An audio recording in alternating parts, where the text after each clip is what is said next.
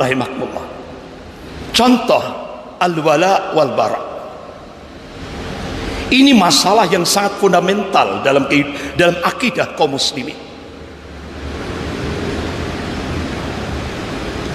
Ulama-ulama mufassir, ahli-ahli tafsir, mencoba untuk mencari ayat-ayat dalam Al-Quran yang paling banyak. Ranking pertama ayat-ayat tauhid, ranking kedua ayat-ayat yang mengungkap tentang al-wala wal bara. Ini masalah pondasi akidah, sampai Rasulullah mengingatkan kepada umatnya. Qala Rasulullah sallallahu alaihi wasallam, man ahabba fillah, barang siapa yang mencintai karena Allah, wa abghadha fillah, dan membenci karena Allah, wa wala fillah, dan memberikan wala, loyalitas karena Allah, wa ada fillah, dan memusuhi karena Allah, fa innama tunal wilayatullah bidzalik, maka kewalian Allah, kecintaan Allah itu baru bisa kita dapatkan ketika kita mengamalkan al-wala wal bara. Bahkan Rasulullah menegaskan, walan tajida abdun ta'mal iman wa in kathara salatu wa shaumu hatta yakuna kadzalik. Seorang hamba Allah, Rasulullah menegaskan, seorang hamba Allah tidak akan bisa merasakan lezatnya iman sekalipun dia banyak salatnya, banyak puasanya, hingga dia mengamalkan al-wala wal bara. Nah sekarang al-wala wal bara masuk kategori ciri Islam radikal. Bahkan tokoh yang dapat DP 1,5 triliun memberikan statement di media, ciri Islam teroris: senang sholat tahajud, senang menghafal Al-Quran. Astagfirullah. Ini gerakan Islamofobia, digerakkan oleh orang-orang kafir dan tokoh-tokoh munafik di Indonesia ini, karena dia dapat fulus. Inilah yang dikabarkan oleh Rasulullah, fitnatud duhaima sudah terjadi di Indonesia. Ad-duhaima itu bentuk tasghirnya dahma, hitam, kelam, gelap. Fitnah kegelapan ini akan menimpa kaum muslimin, lebih khusus di Indonesia. Apa wujud konkretnya? Rasulullah mengabarkan, qala Rasulullah sallallahu alaihi wasallam, yusbihu rajulun mu'minan wa yumsi kafiran, au yumsi mu'minan wa yusbihu kafiran, yabi'u dinahu bi ardi minad dunya. Hadis sahih riwayat Muslim. Jadi kondisi umat pada saat itu, kata Rasulullah, pagi beriman, sore sudah jadi kafir, atau sore beriman, paginya sudah jadi kafir. Why? Kenapa? Kata Rasulullah, qala yabi'u dinahu bi ardi minad dunya, dia jual agamanya dengan harga dunia. Naudzubillahi min dzalik. Bahkan kata-kata rohis kerohanian Islam yang ini dipraktekkan oleh anak-anak kita, cucu-cucu kita di bangku SMP, SMA, itu masuk kategori Islam radikal.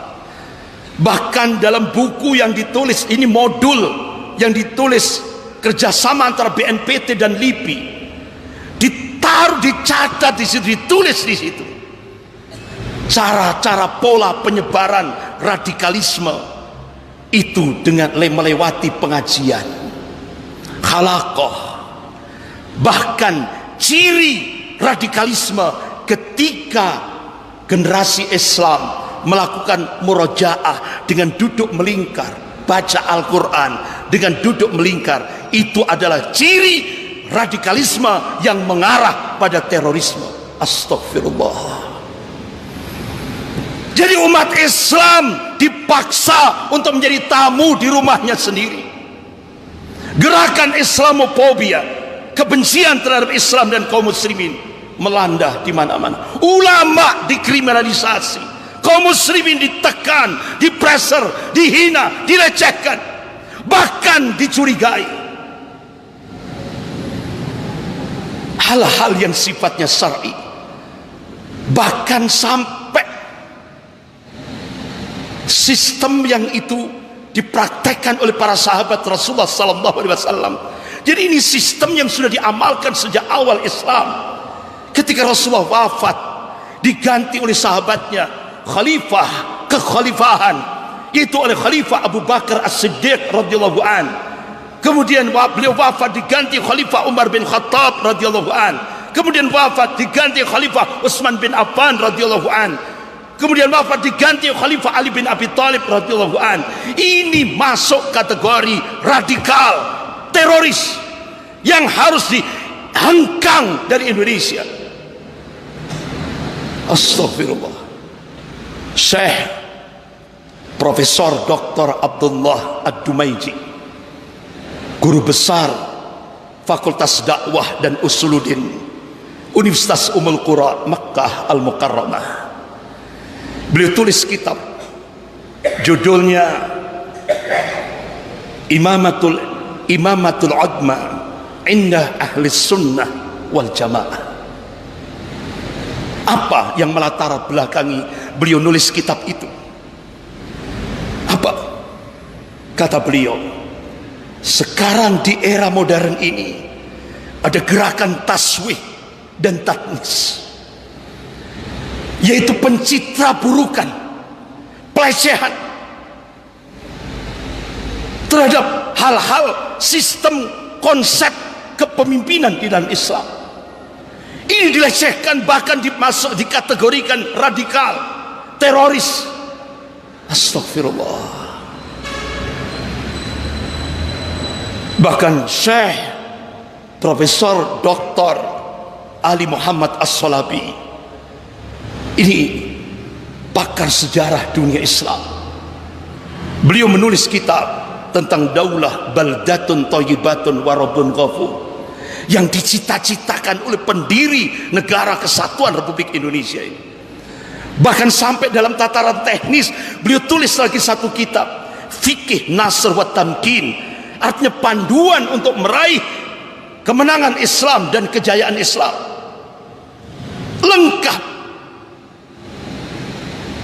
Tapi itu dikatakan radikal. Jadi apa yang diingatkan oleh Rasulullah sudah muncul di Indonesia. Qala Rasulullah sallallahu alaihi wasallam, badal Islam ghariban wa sayaudu ghariban kama bada fatuba lil ghuraba. Islam pertama kali muncul sebagai sesuatu yang asing dan kembali menjadi asing sebagaimana sedia kala dia muncul. Fatuba lil ghuraba, berbahagialah orang-orang asing, berbahagialah al ghuraba. Ya Rasulullah, manil ghuraba? Qala alladziina yusrihuna 'inda fasadin nas, yaitu umat Rasulullah yang melakukan islah, perbaikan dari masyarakat yang semakin hari semakin jauh dari ad-dinul haq. Ya Rasulullah, manil ghuraba? Siapa al-ghuraba? Qala alladzina yusrihun. Rasul mengingatkan, unnasun salihuna fi unasin su'in katsir may ya'tihim aktsaru mimma yuti'u, yaitu orang-orang yang saleh di tengah masyarakat yang rusak, yang mendukung dia dengan yang tidak mendukung dia lebih banyak yang tidak mendukung. Inilah artinya apa? Kita harus siap. Islam kita, ketika kita konsisten rujuk ilal Quran wa sunnah, kita akan jadi ghurbah, asik. Masyaallah muslimin, jamaah Jum'ah rahimakumullah. Bahkan di Indonesia yang mayoritas penduduknya muslim, ini terjadi, kita lihat, kita saksikan ada fitnah yang paling keji terhadap ar-rayah dan liwa Rasulullah sallallahu alaihi wasallam.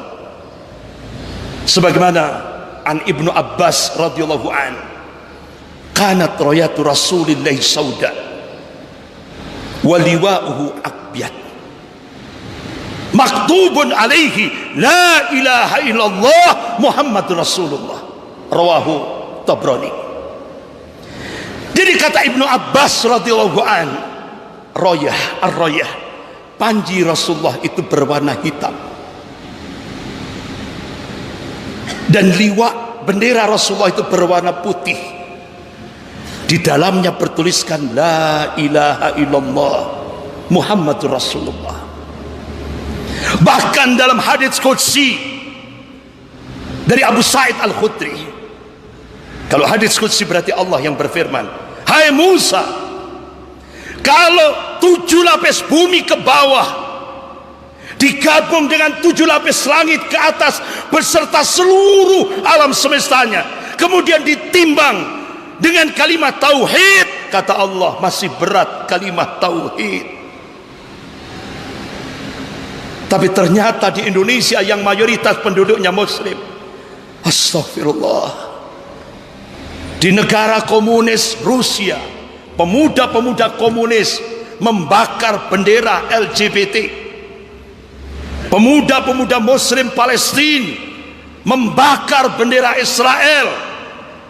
Astagfirullah, di Indonesia yang mayoritas penduduknya muslim, kalimah tauhid, bendera tauhid dibakar. Astagfirullah.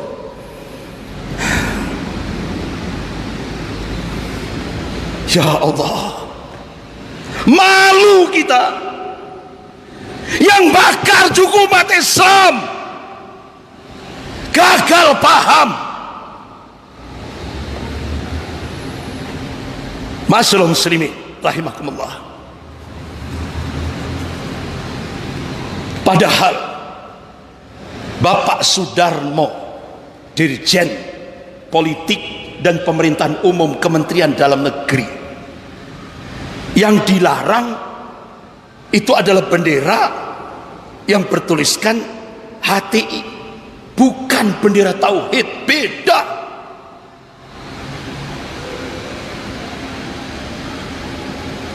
Bahkan sampai Mabes Polri yang diwakili oleh Komjen Arief Sulistianto, bendera tauhid itu tidak pernah didaftarkan oleh HTI menjadi bendera HTI, tidak pernah. Masyaallah muslimin jamaah Jum'ah rahimakumullah. Tapi kenapa bendera tauhid dibakar di Indonesia oleh oknum Banser yang tidak paham itu bahasa Arab bukan bahasa Indonesia. La ilaha illallah Muhammad Rasulullah. Astagfirullah. Majelis Ulama Indonesia Pusat didampingi dari Mabes Polri yang dibakar di Garut oleh oknum Banser itu bendera tauhid bukan bendera HTI. Padahal masyaallah muslimin rahimakumullah, kalau kita lihat hukum, ketika kita membuat, memiliki, membawa, mengibarkan atau melakukan serangkaian tindakan untuk mensiarkan kalimat tauhid dalam bendera tauhid, itu adalah hak konstitusional warga Indonesia yang termaktub dalam pasal 29 ayat 2 Undang-Undang Dasar 1945, sah, dilindungi oleh konstitusi negara. Yang kedua, bendera tauhid itu adalah simbol kemuliaan Islam dan kaum muslimin. Tidak boleh seorang pun melecehkan, menghina bendera tauhid, tidak boleh. Itu dijamin oleh undang-undang pasal 4 Undang-Undang nomor 39 tahun 99 tentang HAM. Bahkan kalau ada ormas atau oknum yang melecehkan bendera tauhid, apalagi membakar bendera tauhid, itu masuk dalam pasal 59 ayat 3 JU pasal 60 61 Undang-Undang Ormas. Itu ormasnya bisa dicabut BHP-nya dan oknumnya dipenjara maksimal 9 tahun penjara menurut pasal 368 KUHP. Pertanyaannya, apakah hukum ini diamalkan, dilaksanakan di Indonesia? Tidak. Apakah undang-undang ini diterapkan di Indonesia? Tidak. Sehingga alumni Fakultas Hukum seluruh Indonesia kumpul di Semarang, di Hotel Saraswati Semarang, mengeluarkan rekomendasi. Indonesia sudah berubah dari negara Rekstad menjadi negara maksad, dari negara hukum menjadi negara kekuasaan, artinya hukum milik penguasa. Sehingga akhirnya oknum Banser yang membakar bendera tauhid di Garut hanya dihukum 10 hari penjara dan denda Rp2.000. Padahal hukumnya 9 tahun penjara. Ormasnya, BHB-nya dicabut. Ini kalau kembali kepada hukum di Indonesia. Tapi ternyata hukum itu tidak dilaksanakan, sehingga terjadilah ketidakadilan. Ma'asyiral muslimin, jamaah Jum'ah rahimakumullah. Ya Allah, kita prihatin. Indonesia belum ada tahun 1479 Masehi. Turki memberikan amanah kepada Raden Patah, penguasa kerajaan Demak, untuk menjadi Khalifatullah ing tanah Jawa. Jadi Turki ini disampaikan oleh Gubernur Daerah Istimewa Yogyakarta, Sri Sultan Hamengkubuwono ke-10, pada saat pembukaan acara Kongres Umat Islam ke-6 tanggal 8 Februari 2015. Beliau sampaikan tahun 1475 Masehi, 1479 Masehi, Turki memberikan amanah pada Raden Patah menjadi Khalifatullah ing tanah Jawa. Artinya kekhalifahan di tanah Jawa, dengan memberikan bendera berwarna ungu kehitam-hitaman yang bertulis la ilaha illallah, itu dari kain kiswah Ka'bah. Kemudian warna hijau bertuliskan Muhammadur Rasulullah. Dua bendera ini disimpan rapi sampai hari ini di Keraton Yogyakarta oleh Gubernur Daerah Istimewa Yogyakarta, Sri Sultan Hamengkubuwono, sampai hari ini. Indonesia belum ada. Bendera tauhid sudah ada di Jawa 1479 Masehi. Indonesia baru ada 17 Agustus 1945. Bahkan di Museum Kenil Belanda, pin Laskar Hizbullah, cikal bakal BKR, TKR, ABRI, TNI, Polri, cikal bakalnya itu Laskar Hizbullah. Pinnya itu warna putih, dasarnya merah putih, kemudian bertuliskan la ilaha illallah Muhammadur Rasulullah. Sampai hari ini disimpan rapi di Museum Kenil Belanda. Tapi kenapa sekarang ini, itu siapa di belakangnya ini? Amerika dan Cina ingin menghilangkan Islam dari Indonesia sampai hal-hal yang masalah mendasar. Tapi insya Allah kita punya keyakinan, wa makar Allah wallahu khairul makirin. Mereka membuat makar, tapi Allah membalas makar mereka, dan Allah sebaik pembuat makar. Insya Allah umat Islam, selama dia menjadi orang yang muwahhid, yang mentauhidkan Allah, pasti Allah berikan kemenangan. Yakinlah, wa man nasru illa min indillah, kemenangan itu datangnya dari Allah. Yakinlah, sebentar lagi pertolongan Allah turunkan di Indonesia ini. Kita harus yakin, dan kita harus tetap kobarkan semangat jihad fisabilillah untuk tetap memperjuangkan adinul haq, adinul Islam, agar tetap tegak lebih khusus di Indonesia ini.